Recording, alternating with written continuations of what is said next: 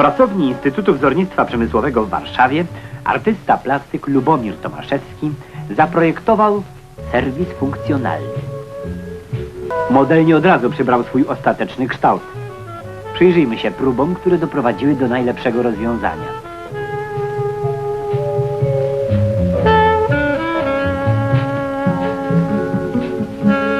Dopiero tutaj udało się artyście osiągnąć maksymalną użyteczność serwisu i świadomie wyzyskać estetyczne walory tworzywa.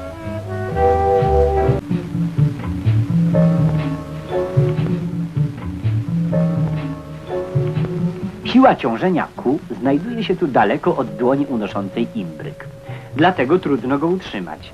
A przecież wystarczy ustawić dłoń ponad siłą ciążenia, aby się przekonać, że człowiek może być panem i władcą nawet przedmiotów martwych. Stąd zaś już tylko krok do pojęcia funkcjonalność rzeczy.